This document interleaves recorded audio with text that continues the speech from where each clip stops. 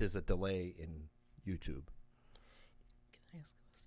Sure. If you guys are talking and I want to take a sip of water, can I Yeah, just... yeah, absolutely. Whatever Yeah, you need to do. there's no, everyth's casual. Okay. Yes. You can swear. You can do whatever you All want. right. All right, we're on YouTube. All right.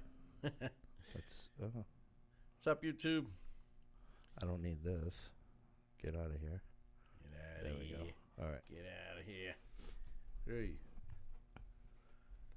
What's up, everybody? Here we are, the Life on Life's Terms podcast. I'm Tom Robinson, and just want to say we are not affiliated with any 12-step program, although we do endorse them. They are not responsible for us or our opinions. Yeah. And I'm Chris Mandeville. I'm a recovered heroin addict. We are here at a New Way Recovery Center in Quincy, Mass. On Quincy Ave.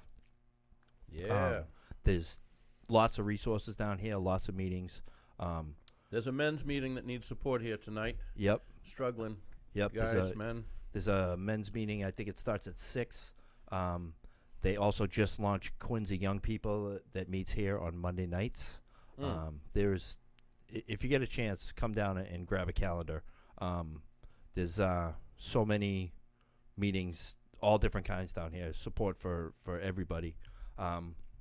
You can find us at lolterms.com. Please subscribe. That's our audio podcast, which, we have a couple weeks before what you see here will be available on the audio podcast.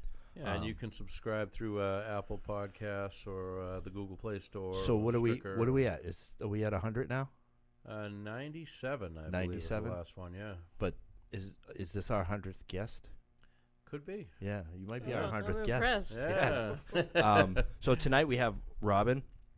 I met Rockin' Robin at Rockland Young People a few years back, and I knew her son, Luke. We ended up losing him in 2015 to an overdose, which happens to a lot of people that I don't know. There's work around here that can be done to prevent you from going back to what you do. But it's constant vigilance that keeps you around here and helping others. And, he was an awesome kid. And just how many months ago was Chris? 3? 3. Yeah, about 3 months ago, she also lost her nephew, Chris, and I was friends with him as well. It's horrible to see what families have to go through that lose a loved one when like yourself, that there's a solution out there, and Neither Luke or Chris did the work. Yeah. Not all the work. Yeah. And there's people out there that will say, oh, the 12 steps don't work. No, the 12 steps do work. Or if someone that has come into Alcoholics Anonymous says, oh, it didn't work for me, well, they probably didn't do the work. Right. I read a study. I shared a study yesterday. Did you share it too? There was just a new study basically saying that 12-step programs are work the best. That. They have the best. Somebody finally did a real study. Yes, Yeah. Exactly. Congratulations. Because it's an anonymous program. It's pretty hard to pin down anonymous people and say, hey, did this work for you? Yeah. But there's millions and millions that stay sober every single day using a 12-step program, and so many other addictions that have taken the 12-step model and used them to help as well. Gambling, sex, food, shopping, you name it. It's out there, and 12 steps have worked. So, but we have Robin. Yes, we have Robin. She's going to share her story with us. Are you gonna share your experience? You're gonna qualify and all that stuff? Yeah. Okay, cool. All right. Hi, so I'm Robin, and let's see, where do I want to begin?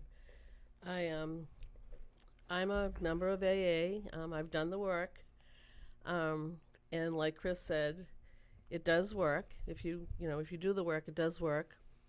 I'm active in my own recovery, but let me go back to the beginning. I drank for 40 years before I came to the halls of AA. Like my sponsor once told me, I didn't have any low bottoms, I had high bottoms. I didn't start drinking at an early age. I started drinking when the drinking age was 18, just because that's what kids did. So I guess what I'm trying to say is, I hear from the podium all the time, I drank because I wanted to fit in. That's not the case with me. I just drank because that's what other kids did.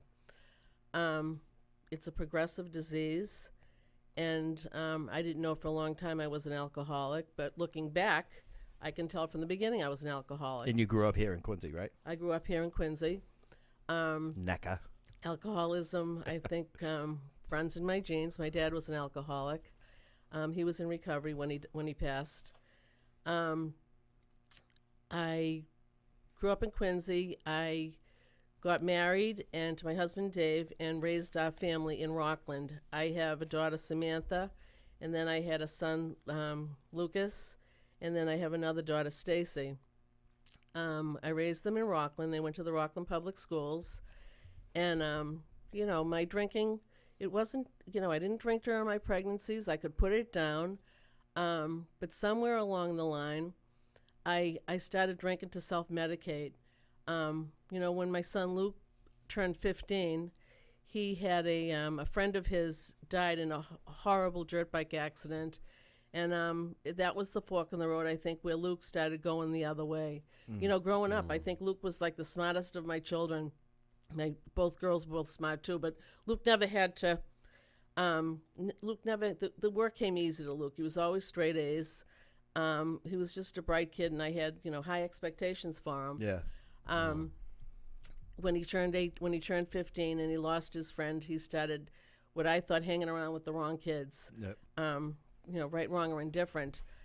He started acting out in school, and so my husband and I stepped in, and we actually remortgaged our house and sent him to boarding school out in Winchendon. And I think that was in his sophomore year. His grades had at this point had gotten so bad that we couldn't get him into any of the Catholic schools. So our only option was the boarding school in Winchendon. So I mean, basically, Luke suffered a trauma losing his friend, and like that's like we hear around here and from a lot of guests that that's usually when people end up doing what they do and yeah, heading the wrong way. I don't know that that's the reason. I don't know that he wouldn't have done drugs anyway. I mean, I'll just never know. But he did suffer the trauma. I mean, being a pallbearer in your friend's funeral at age 15 is pretty traumatic. Yeah. What were you self-medicating? You said you drank. I was self-medicating. Well, I had said I drank for 40 years. At some point, I was self-medicating. I was self-medicating when Luke was suffering his addiction. Because, for a mother to be helpless to help your child, that's traumatic in itself. Oh yeah, and being an alcoholic yourself, you're like, oh, what did I do wrong? Like you don't have to do anything wrong. Right. You could do everything right, and we can still have issues. Mm-hmm. But that's one of the things. Like that's what we'll tell ourselves, and that fuels our own addiction. Right. But what happened with me? So, I was suffering through Luke's addiction, not being able to help him. Luke suffered for 12 years before he passed, and it was during those 12 years that my drinking got worse. I became a daily drinker. I was self-medicating. So you weren't a daily drinker before that? No. I started off, with wine, and I wasn't a daily drinker for a long time. It was probably just like the last decade of my drinking. And I always say I drank for 4 decades because I drank for 40 years. Yeah. But the real progression kicked off in the last 10. Yes. So, wow, just like a sleeping, something waiting to get you. Yeah, waiting for the opportunity to, till the trauma comes. Yep. I watched a video about the dopamine system and all that stuff, and how we're just like, whatever it is, we're chasing this dopamine all the time. And you figure if you have something bad and you have an addictive person or possible addictive personality, then you're going to be chasing that rush, whatever it is, whatever that dopamine is. And of course, drugs and alcohol give you the quickest and easiest and most.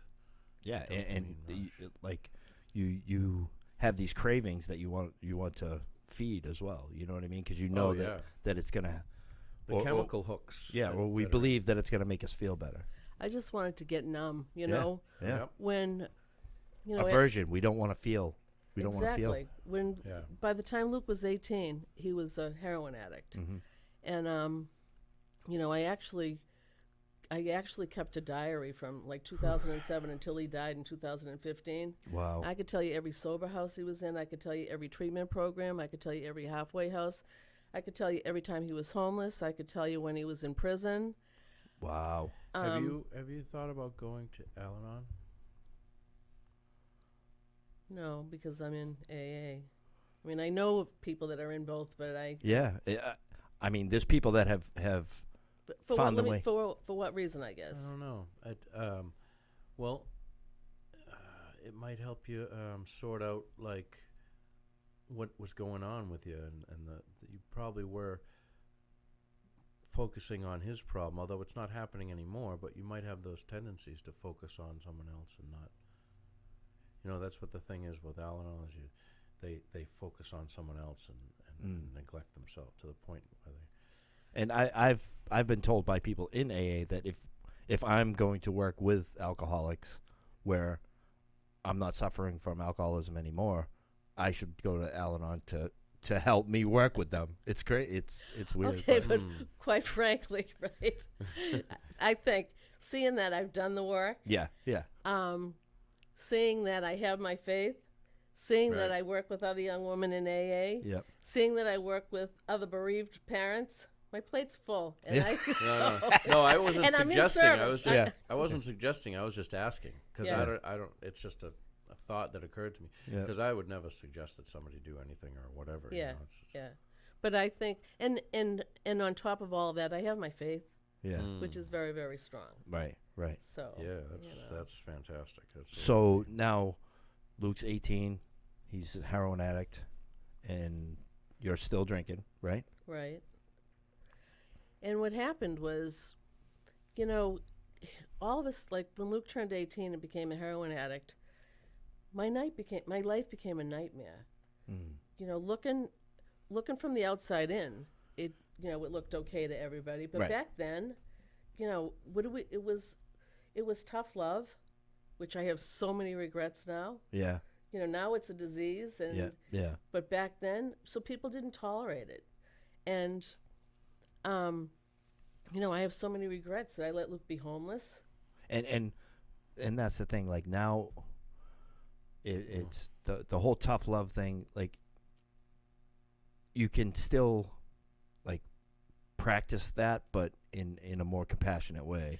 Exactly. You know, like exactly. setting boundaries and setting guidelines. Then if you don't follow them, you know, and then that just helps you, you know, say something does happen. You know what I mean? Yeah, like you it- didn't turn your back on your. It's you know, it's a fine line between what's going to help. You know, between enabling. yeah. It's And then you go, you know, into the tough love. It's like which is, you know, and I think it all depends on the individual. I mean, my cousin who passed, his parents, you know, bent over backwards and did everything they could to help him in every Mhm. way and kept giving him every chance and just there's nothing. yeah. nothing- We can't control what's going to happen. yeah, you who know what I mean? knows? Who Right, knows but what the- I did with Luke, you know, my life was a nightmare, and you know, some days it would go like 3 or 4. I never would give him money, but I'd always give him food, and I always let him keep his phone so we could stay in touch. Yeah. Right. And Yeah. you know, there'd be days that would go by and I wouldn't hear from him, and you know, then I'd get a call late at night saying he had nowhere to sleep that night, or he was in the Quincy train station sleeping, and I would keep that to myself because it hurt so bad. Yeah. I yeah. didn't share it with my husband. I didn't share it with my daughters because I didn't want them to feel I hurt so bad. Why have somebody else hurt? So I kept all those things to myself. I was always the one that stayed in touch with Luke, going around Quincy Center, driving around, trying to look Yeah. for him, trying to find him. He spent a lot of time at the Quincy Library, you know, whether in there, out, you know, getting out of the cold or using the computer or whatnot. Yeah. Yeah. But I always stayed in touch with him. But, you know, that's like when I was self-medicating. It's very hard to lay your head on the pillow at night and go to sleep knowing you don't know where your son's sleeping. Right. Yeah. Yeah. You know, that's I a can remember worry, one time stress. I met Luke in Quincy, and I went to CVS to get him a couple of things that he needed. and I dropped him off. He wasn't even staying in the shelter that night. I didn't know where he was going to stay. Yeah. You know, so it was. That's how I can remember. There was a time when I used to, in work at lunchtime, look at the Patriot Ledger because there were overdoses and a body was found, and I had a cousin that worked at the Quincy police station. I'd call her to see if they had a name yet, knowing fully well that it could be Yeah, Luke. and that's a terrible way to Word, live. yeah, you that know, is and- really tough. And thankfully, like like you said, you've been able to work through this stuff. Right. You know. But let me get to the good part. So, I did become a daily drinker, and it got to the point I'm praying to God every day. I don't want to drink today. I don't want to drink. And you go through the whole day, and by the time the day's over, I'm drinking. So I finally lost my self-respect, and that's, and I got caught, and because I was, I kind of kept it to myself as much as I could, and I went to the halls of AA. And Now, did you go to detox? no, I didn't. No detox. No. Oh. No. And I went to AA, and I went to Hanson Unity. That's my home group. Yep. And I can remember Luke was living in a sober house in Whitman, and I went over there, and I told him that I joined AA, and he's like, "Why?" And I says, "Because I'm an alcoholic." And he says to me, "I know." He's like, "Don't tell me." He's like, "Those people the people in AA are the nicest people, right?" I'm like, "Yep." I'll never. So he didn't even know that you had a problem. No. So we can be pretty good at keeping secrets. Right. You Right. know. Well, I Now, think how he about your husband? Probably was pretty unaware too. He right. he probably did. Yeah. Yeah. He probably knew. Yeah, but and my daughters. Yeah. your daughters, yeah. Yeah, they did. But many people didn't. Right. People right. that I worked with didn't. Yeah, do that- anything. Well, that's the thing. People Look, would we gotta say. look good on the outside. You know what I Right, mean? right. That- People would also probably say, "Can you blame her?" yeah. So, you know what I mean? That's you're in your own little hell, and you don't realize it, what's causing it, and the people around you are saying, "Well, can you blame her for drinking?" But back then too, though, it was almost like I was mourning. I had lost my child before I lost him. Right. Okay, you Right. guys know, right? I lost him to addiction Yeah. Right. before I really lost him. And but back then it was like I was mourning the death of my child back then. But people didn't have any compassion back then. Right. Right. Lots of people, except for my very, very close friends and family, would never even ask about him. Right. And you think that there's stigma now, like I'm sure that you Back then it was horrible. yeah, I'm sure there was people talking shit or whatever, and that doesn't help you, you know what I mean? It's Right. cuz and like then you're not even able to talk about it. You know what I mean? Right. Not with normal people. Oh yeah, my son's shooting heroin, and you know what I mean? They get a look on their face or whatever, you know what I mean? Yeah, horrified. Yeah. Like Right. I was the first time I realized it. Mhm. I mean, I still understand it. I still hear it from a certain age of person. You know Yeah. what I mean? And they're just like, they say awful things Yeah. because they don't get it. Yeah. Right. And luckily there's people out there that are breaking the stigma, like yourself coming on here tonight and sharing your experience with everybody. But Luke was in and out of AA for Yeah. years, Mm. right? You Yeah. can't know unless you've walked in their shoes. Yep. You know what I mean? I'm not going to pretend that I know weird things like that. I wouldn't know, like having gone to war, say, or being a woman who's been raped or anything like this. I can't sit there and judge someone. Yeah, right. No, but a lot of people in do. their actions, and they Yeah. do. Yep. It's preposterous. It is. You It's know, terrible. If you want to really sound like a fool, start judging someone who in something that you've never experienced. Exactly. You know what I mean? Doesn't stop it though. No, it doesn't. So yeah, you're saying that Luke was in and out.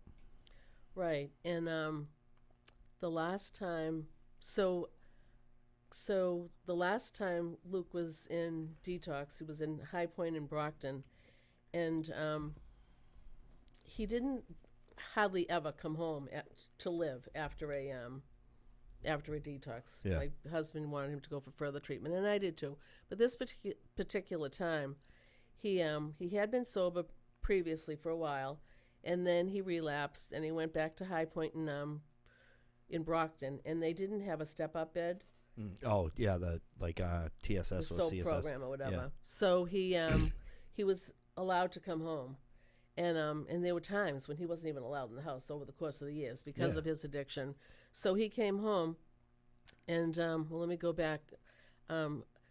A year before that, in 2014, he was in High Point in Brockton, and or 2013, I forget. But then anyway, he missed his older sister's wedding. You know, I Yeah. had prayed all year long that he would be sober enough to go to his sister's wedding, and his sister was going to get married in January, and come November, I realized that wasn't going to happen. And so Luke was in High Point. He left against medical advice. Yep. And when I talked with him, I asked him why he left, and he said he wanted to go to his sister's wedding.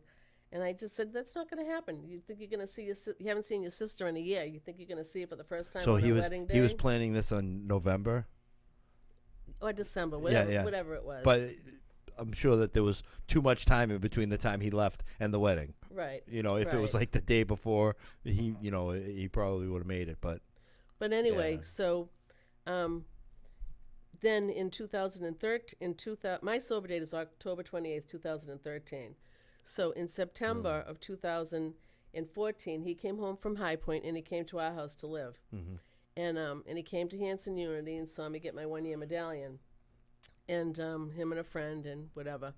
And he was living in our house and his friends, and he was active in his program. He Yeah, was a member yeah. of Rockland Young People. He was a member of 373. He was a member of Braintree Young People, yeah, the Freedom Group. And he was really chasing his recovery.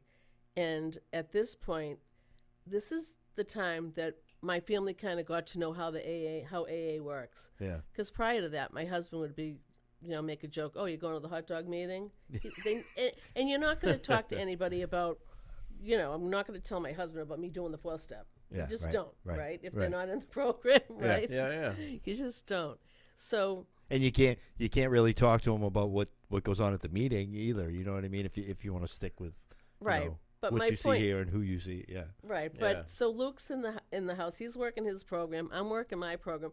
His friends are over, so we're talking about AA and whatnot. So my family's listening and asking questions. Yeah. So my family got to know a lot about the AA program. And before Luke got his car back, I'd drop him off at his meeting. I'd go to my meeting. I'd pick him up. We'd come home. My point being, it was the best 10 months of my life in Yeah. a long, long time. Yeah. My husband and I would take 2 vacations a year, and we'd leave Luke to watch the house. I used to say to Luke, "Well, you can say this at the podium. You're watching the house now. When before, a couple of years ago, you weren't allowed in the house." yeah, right, And then I can remember, and my other daughter was going to get married the following fall, and Luke was going to be in the wedding after missing his other sister's wedding, and he was going to walk me down the aisle, and my heart was just full of pride. I was just like going to be so proud of him, and I can remember coming home from work one day, and he was in the den with his sponsor reading the big book. And I almost started crying. I said, "My God, I think it's going to work this time. yeah, I yep, think it's going to Wow. work this time." And then it didn't, and he had a relapse, and he overdosed. When he relapsed, yeah, that was in July of 2015. But it's awful. yeah, yeah, Yeah, And- you have and- very low tolerance when you've been sober for a while and then you go back.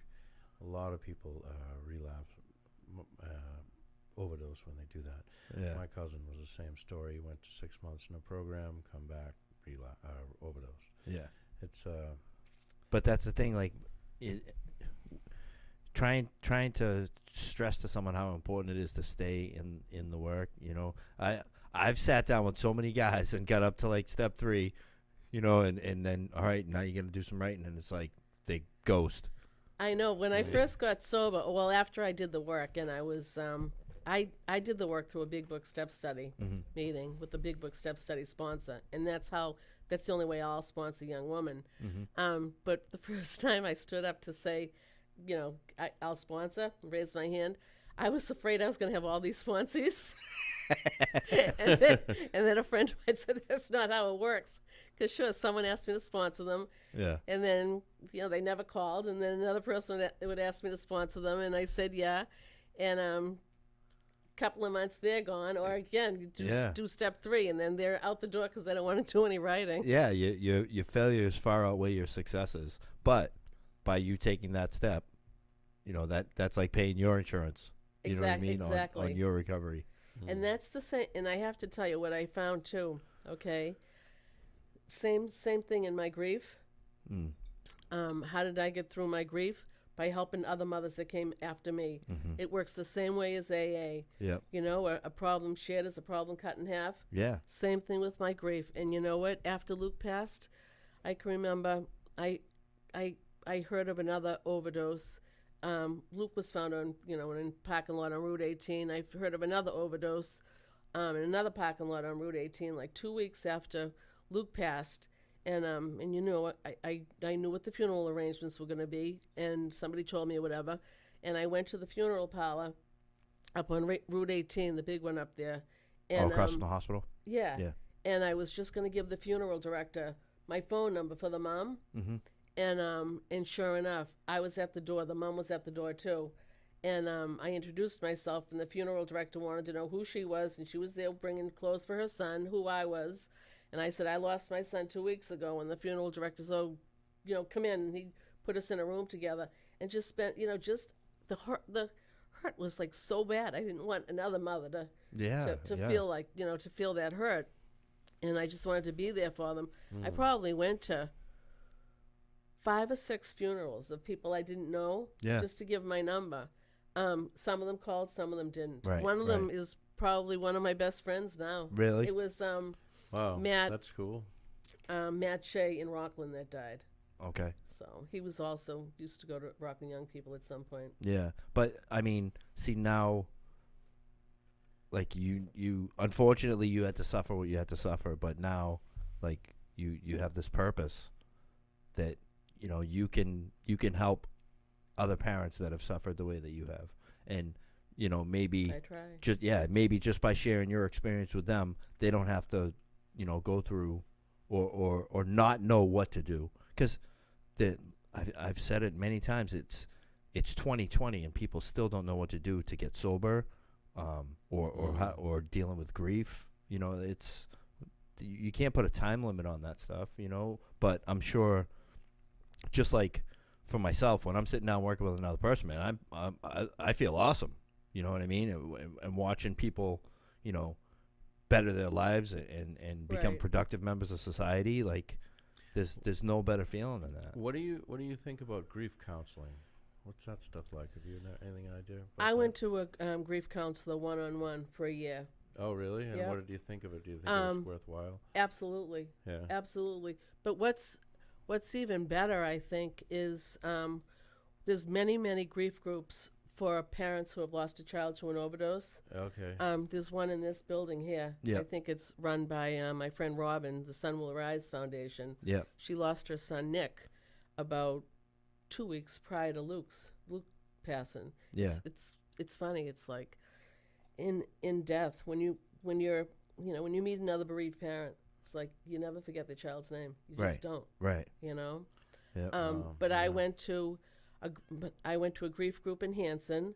That grief group is called Matthew's Candle. My friend Mary lost her son Matthew, and that was probably, I think, 7 years ago.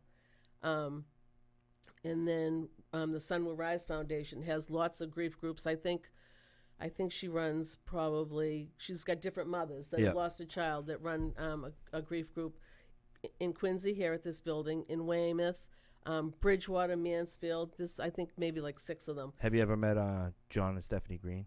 Oh, That yeah. No First Time? Yeah, I know them Yeah. too. I know them all. Yeah. It's like we bond, trust me. Yeah, and you have it's almost like a fellowship in that. Exactly. It is. And It is. and we need that. Like, we need to be a community and help each other. That's how things are supposed to be. We have a Facebook grief group. It's called Team Sharing in Massachusetts. Mhm. And my friend Cheryl, who lost her son Corey about 7 years ago, started that group because she was in Florida when her son Corey died, and she had nobody to turn to. And then she moved back up to Massachusetts, and then somehow she got hooked up with Mary, that has the grief group in Hanson, and Cheryl started the Team Sharing Facebook page. There's now a chapter in, I don't know, many states in the United Really? States. So it's called Team Sharing. Mm-hmm. So maybe we can put it in the comments later for, if Yeah. someone needs it. You know what I mean? We'll throw it in there later on. Are Absolutely. these groups, are they hosted by a counselor, or are they just a fellowship of people? Bereaved parents. Bereaved parents. Oh, no kidding. Mm-hmm. But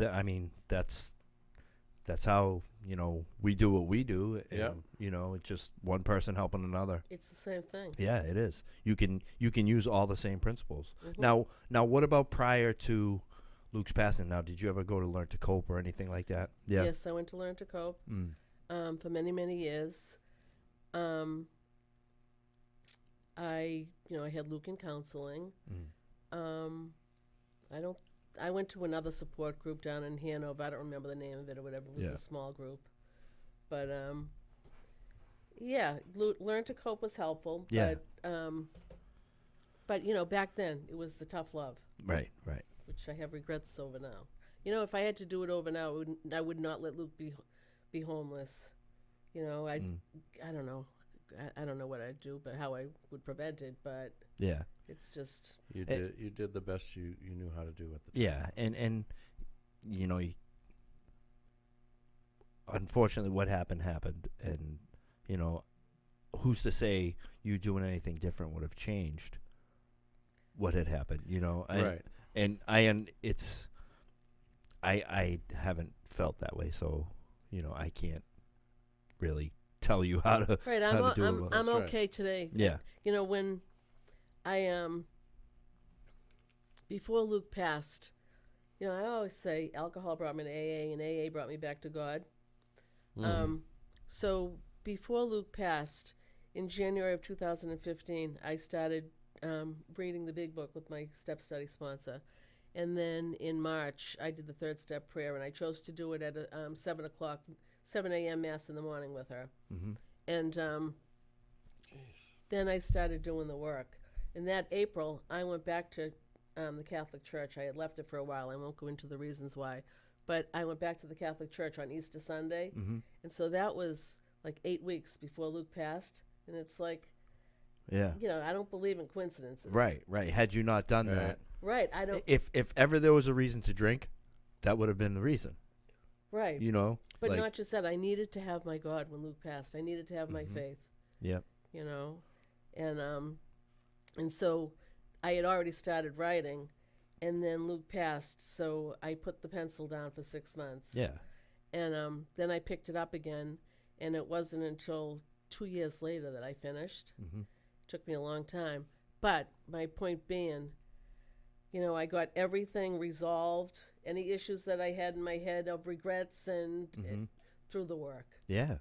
So and I you know, felt bad yeah. for my sponsor. I think it was a hard fifth step for her. Yeah. But Right. Oh, she yeah. was great. yeah. She was great. That's cool. So now, you ended up, making it through that hmm and moving on to help other parents. What else have you been doing since then? Well, with our grief, with our team sharing, Mm. we traveled. There was maybe 20 of us traveled with. Are you familiar with Jim Wahlberg?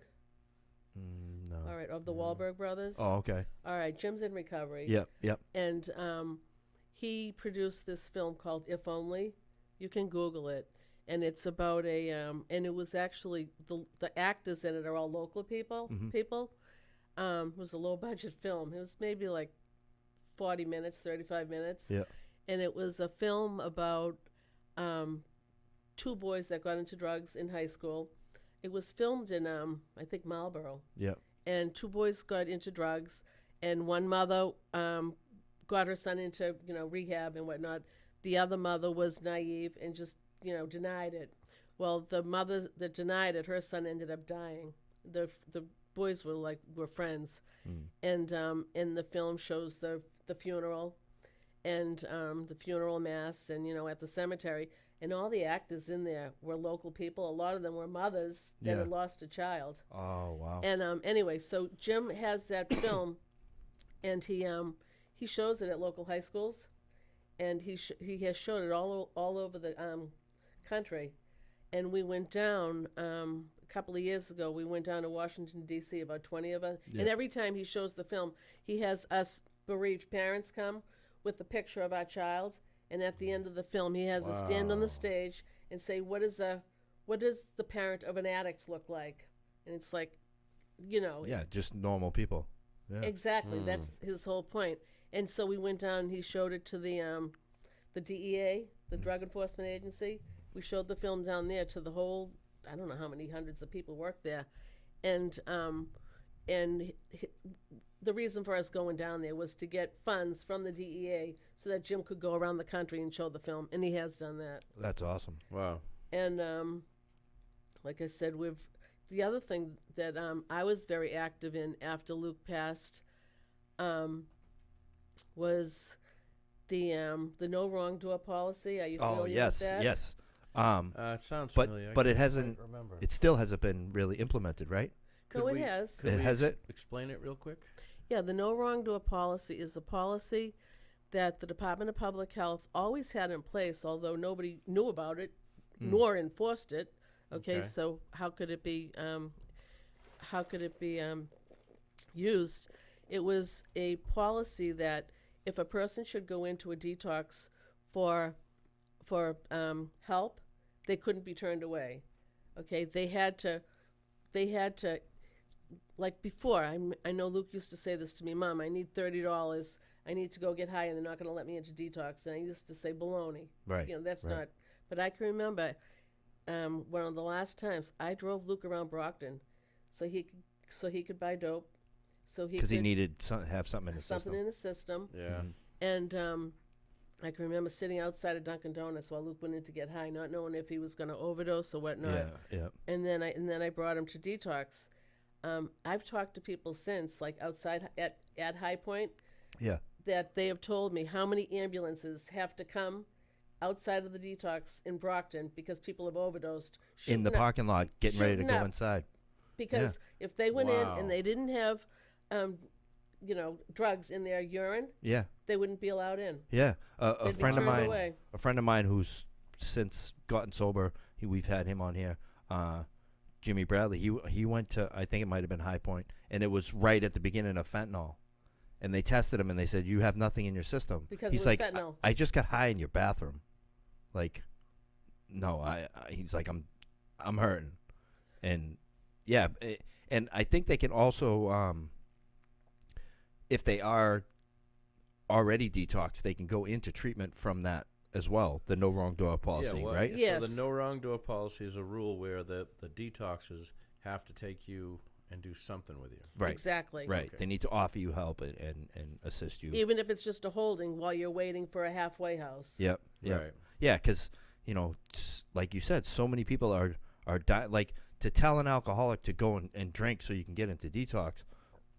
You don't know if they're ever going to make it back. Well, what Right, happened that's- was that's there was crazy. this woman down the Cape that was working on this, but she couldn't get any steam behind her. She couldn't get any supporters. Yeah, So somehow, again, there's no coincidences. Somehow I got hooked up with her on Facebook, and being a bereaved mother, I said I can get a lot of support. yeah, And yeah. so that's what I did. I brought a lot of bereaved parents into it, and we held meetings over at Local 103. That building down there in Dorchester. Yep. We had meetings, and we explained to people, and we eventually met with the Attorney General, Maura Healy, Yep, Maura Haley. and her staff, and we got them behind it. They put out a number that people could call if the No Wrong Door policy wasn't implemented. Yeah, They put signs up in every detox in Massachusetts so that people would know about it. yeah, yeah. And I don't know that it became a perfect system, but Right, I right. think it helped a lot because I had friends that worked in detoxes, and they were kind of telling me that it was working. Yeah, yeah, and that's Well, that's cool. yeah, good. that's really important because if you've made it or detoxed on the street, you know, and you're like, I can't do this, I need to just get in somewhere, but you couldn't get in unless you had something in your system, you know, or say, you know, like someone like yourself, let your child stay at home and detox, you know, but now they want to go on to and get some treatment, like, you know, it's like playing Russian roulette. You have no idea what's going to happen. Well, yeah, or even Right. if you smoked a cigarette at the wrong time and you got kicked out of a Yeah. out of a house or Yeah, whatever, just to get into another to one. get back in, you have to use again. Yeah, That's right. like insane. And That is say you insane. have How 5 many- months, 6 months. Right? How many people overdosed that one last time and died? Yeah, Yeah. it's, you know, I heard about it a few years back, and I really wish that they would implement the Section 35 like the full 90 days too. Well, I can understand them not being admitted to a medical detox facility Yeah, if they don't need medical assistance, but I think that they need At some least to a sort of holding help, to a get- yeah. holding or further treatment. yeah, a holding just to get into somewhere else. But that's the thing. Unfortunately, it's a business. Well, yeah. And so, all right, now we're going to take this person in, but we're not going to get the money from insurance for the detox part of it. So now we're just going to put them in a holding bed, you know, where we get less money for them. And the policies that are out there, they just aggravate me, and I don't want to That's a get into whole- it. I know. You know, that could be a whole entire another show. But yeah, I'm sure that there's lots of people that don't know. And also the Good Samaritan law. Yes. So if you're with someone and someone overdoses, as long as you don't have any warrants, nothing's going to happen to you. If you have drugs on you, they may take them from you. They may not take them from you.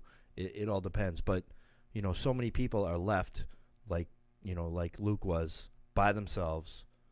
And these people don't know about this Good Samaritan law. They're worried about getting arrested. And, I mean, that's why I ran from the cops every time, you know, because I didn't Right. want to be sick. You There know? was some kid I didn't know, and when I lived in Seattle, and I helped him from my apartment to the store. I thought I could just get him a cup of coffee and bring him out of it Yeah. for some reason. But I stayed with him. I stayed with him, slapping him in the face and all that stuff. Yeah. Until I saw the ambulance, and I heard the ambulance coming around the corner, and I knew it was right there, and I left. Yeah. I found a kid overdosed behind the wheel of his car on Adams Street in Dorchester. I was sitting at a set of lights, and the kid was in front of me in a BMW, and the light churned, and I'm like, okay, he's not going. I'm beeping. He's not going. Then I'm looking in the car, and he's got his foot on the brake, and he's between the seats, overdosed. So Wow. I get out. I go around him, and I look, and I can see him. I'm like, oh, my God, I think that kid's OD'd. And I went in. I pulled my truck over. I went up to the window. I could see that the car was in drive. His foot was on the brake. So the first thing I did was put the car in park. And 2 seconds later, right after that, his foot went off the brake onto the gas. Oh, wow. And Wow. the motor's revving, and I'm trying to wake him up. And he was in a halfway house. He ended up relapsing. He was like, I'm not going to be able to get back in, blah, blah, blah. I ended up hopping in his car, driving him to Quincy Medical Center. And he ended up, and it was funny because I was going to Mattapan to drop cigarettes off for my sister because she was in treatment. And I said, wait right here or go inside. I'll be right back. And by the time I had gone to Mattapan, dropped her off cigarettes, and came back, the kid had already overdosed again in the parking lot without even doing any more drugs. Wow.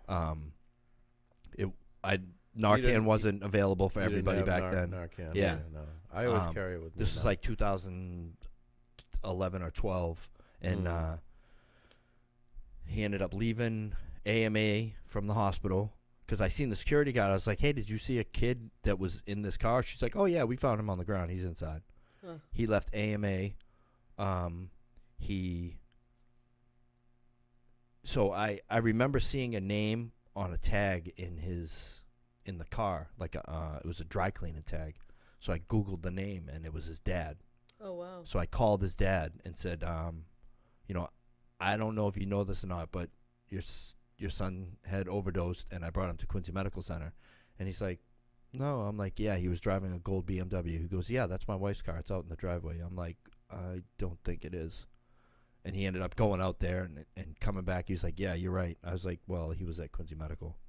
And he ended up calling me back the next day saying that his son had left the hospital, AMA, went down the street, robbed a house, ended up getting arrested. Wow. It was, and I was at Rockland, Yeah. and I hear, I'm looking at a kid, and I'm like, he looks fun. I walked up to him. I'm like, hey, is your name so-and-so? And he was like, yeah. I'm like, I found you in Dorchester one night. And he was like, holy crap, that was you? Like, it was Wow, crazy. amazing. But Yeah. like you were talking about the no wrong door policy, he was scared because he wouldn't be able to go back to his halfway house because he ended up screwing up, you know? Right. And, Yeah. and, you know, so his only thing to think of was to use more, you know? I know. Well, it's that's what we insane. do. Yeah, it's crazy. That's what we do. So now, you know, just recently you ended up, you know, losing your nephew as well, Yeah. to the same thing. And, you know, you're able to be there for, it's your sister, right? My sister. Yeah. Right. And that was, his name was Chris. Mm-hmm. Yeah, I had known Chris as well. But like you said, you know, it's, when you go to 12-step meetings, if you aren't doing the 12 steps, you know, it's kind of not going to work. I know. I always Well. have people in my big book step study meetings say they were sober for 12 years and they were going insane and then they found Big Book, and that's why they went to Big Book. Mm. I always say when I share, I was fine pretty much, but I'm a pretty logical person, and I figured if I was in a 12-step program, I probably ought to do the steps. Yes. Yeah. Yes. But yes. in the end, again, there's no coincidences, right? In the end, I needed to do that work. To Yeah, help me absolutely. through Luke's death and his whole addiction and Yeah. the way different people treated him, and that all got resolved through the work. Yeah, and we're not saying that that's the only way that people can get sober Right. Correct. Thank you. by any Yeah. means. Just my And, opinion. And also, This- there's people who just go to open discussion meetings, say, or whatever, and, Mhm. and they do fine. But you know, there's a significant amount of people who really benefit from. Oh, steps. absolutely, absolutely. I know it helped me a lot. And I was AWOL. Yeah. So And still, but I mean, you do what you do, and that's the thing. That's the beauty of it as well. Like, there's no right way or wrong way really to do recovery, Right. you Right. know. But your chances are better if You do the work the way it's yes, laid out. yes, Yeah. if you do some work on yourself. I got a giant notebook full that I never finished. Yeah, So and I did the AWOL. but that's another thing. Like, 12-step work is going to help you with your alcoholism and your drug addiction. Even says in that book that other things are may need to be addressed as well, and you should seek out professionals for that stuff. Mm-hmm. You Right. know, like traumas, like whatever. Like you having finance problems, you're not going to talk to your Big Book sponsor about your finances. You know what I mean? You're going to Yeah, talk to right, someone right. that deals with finances. Right. Right. You know, but it's, you know, for most people, you know, we need to get rid of that stuff that we bury and that we stress and worry about and get anxiety about. Yeah, I'd say that's just about everybody. It's just a matter of how your best method. If Yeah. you don't work on yourself and you don't go through all the Mhm. character defects and the reasons for who you become and all this stuff, then you keep all that stuff in. It's Yeah, not- the biggest, not if you good don't at all. change, that's right. Nothing you- changes if if nothing you don't changes. change, When I first read the Big Book cover to cover, my first thought was every high school it should be a requirement. yeah. Wow, man. I know. And that's the thing. I remember going to the Castle, which no longer exists. That place was closed for adolescents. Where was that? That was in the High Point Treatment Center Oh, over in okay. Brockton. I remember they had a thing on the wall that said the 12 steps for everybody. And, a couple Yeah. words have been changed. But basically, if the whole world did the 12 steps, Be a much better yeah, world. we'd have a much better place. Have you ever seen the 12 steps next to the passages in the Bible that say the exact same thing? No, Yeah. no, No, but I can imagine because Yeah. that's what I said. Alcohol Yeah. brought me to AA, and AA brought me back to God Yeah. because when I Mm. read through the book, it was like the Bible. It was Yeah. like Yeah. my Catholic It- upbringing. It's funny. Like, I had a therapist up in the square, and he shot out a passage in the Bible. He goes, they've been writing about us for years. He goes, look, Oh, yeah. it's right here. You know, Mhm. and it talked about, if once you deciphered the language, it talked about people, having that profound personality change when they drink. Yeah. you know. When I went through I saw that they had that poster when I went through the Salvation Army in Sarasota, Florida. They had a program. My grandfather, my step grandfather, ran the program down there, and that was just like side by side. It's 12 steps, and 1 through 12 and 1 through 12 over here with different passages, and Yeah. pretty much, it's Yeah. the same thing. Mm. Yep. It's not exactly the same because there's action steps that are very specific. Yes. You know? Yes. And to tell you the truth, for years before I went to step study meetings for, the first 4 years of my sobriety without fail, and sometimes 2 or 3 a week. Yeah. Yeah, but before I did that this time, like I've been trying to get sober for a while, I never even knew the steps were in the big book. I know. really didn't. Yeah. I thought they were in that small one. You Yeah. know what I mean? The 12 and 12. 12 and 12. Yeah. Right. It's crazy. But So, now what's been going? You just said earlier. You said you retired. Yeah, I think so. Yeah. I resigned from my job on Monday. Yeah. oh, on Monday. But I guess you never know you're retired until you don't go back to work again. Yeah. Right. Congratulations. But I was that's going to bring cool. up something Yeah. else before. Talk about whatever you Um, want. Another thing I had the opportunity to do, and again, it was just from meeting somebody on Facebook. I spoke at the Massachusetts Nurses Convention Mm-hmm. a couple of years ago, and I spoke about losing Luke and about how the nurses need to have more empathy for the addicts.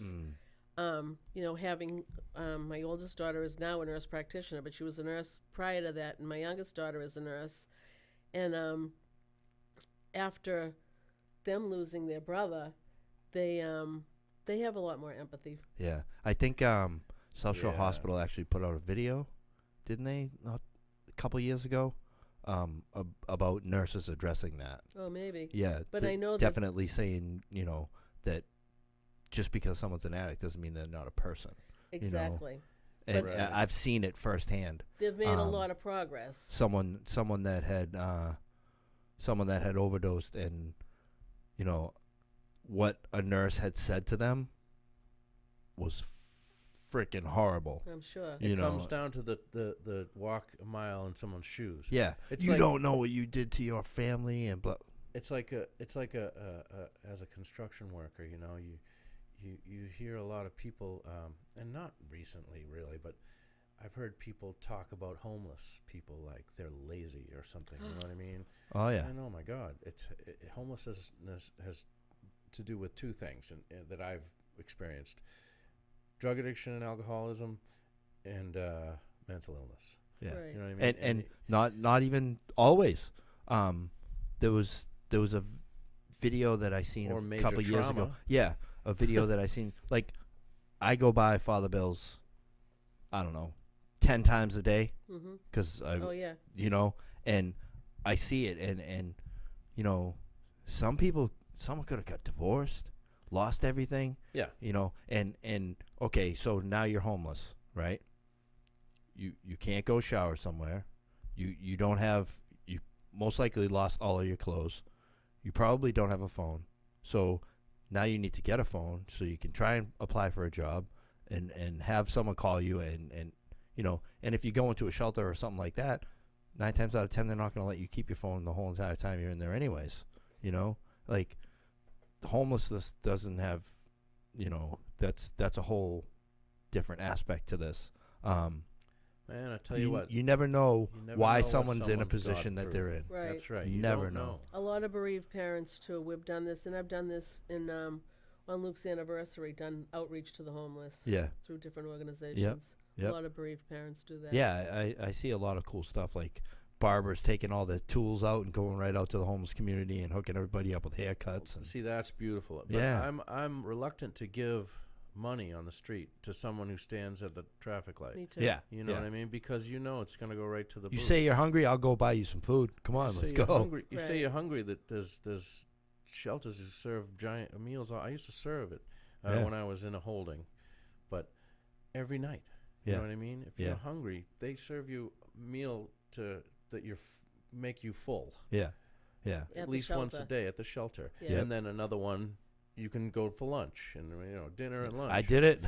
I Yeah. did it when I was running around Brockton. One of the most embarrassing times of my life when I was active was walking into a soup kitchen, and my next door neighbor that I grew up with was the lady serving, and I'm like, oh, I was so embarrassed I didn't want to eat, and she just looked at me. She's like, "What are you doing, baby?" You know what I mean? Just here, Mm. Yeah, like yeah. no judgment whatsoever. Well, here's the thing, like that doesn't solve everything, Right. But it does solve food, Right. right? So that's good, but I don't know what kind of programs they have other than that. Yeah, Like you say, they need a place to use a computer. They need Yep. a phone. They need clean clothes. And yep, so on and so forth. Possibly new skills. yeah. I don't know. And that's the Well- thing. Someone just could be on hard luck. Yeah. know. There is an organization that does that now. Oh yeah. It's called One Life at a Time. Yeah, Something like that. Beautiful. It's run by a woman, Chris O'Neill, out of Braintree, and she's working collaboratively now with a lot of the halfway houses. Oh, really? And I think she'll sometimes pay for a person's stay at a halfway house for a couple of weeks, Yep. but that person is obligated to go to her program for the 1 or 2 weeks. Yep. And what her program does, they might have reading lessons if you need it, computer skills, resume writing, Yep. Interviewing. job search. Yep.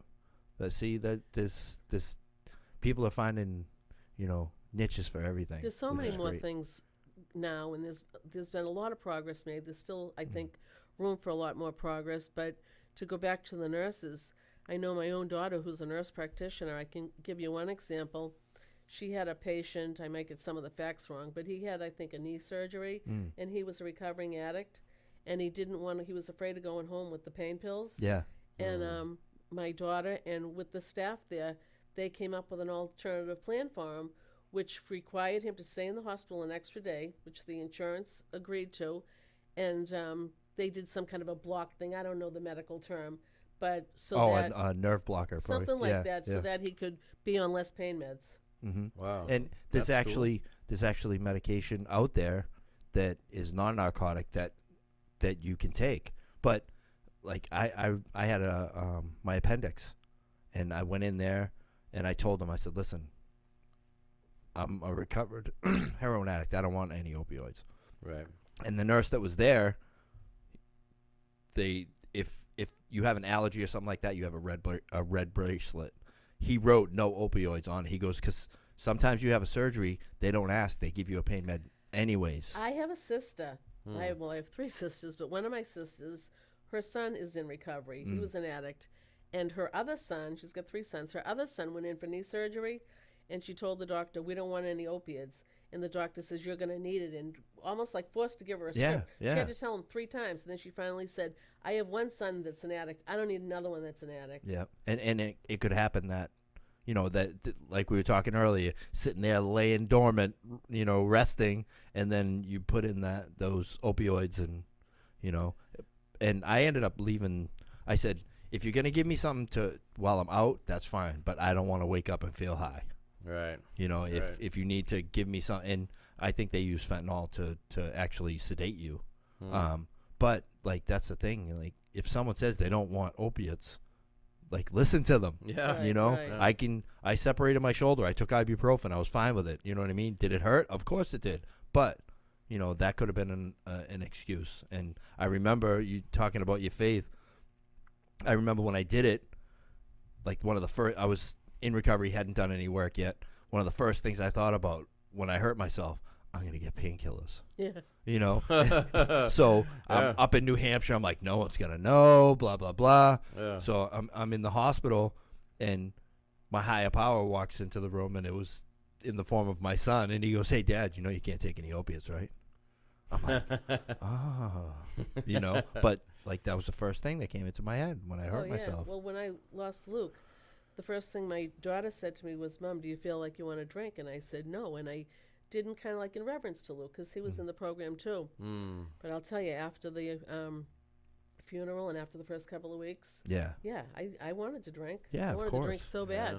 And in my head, I'm thinking like, they'll understand.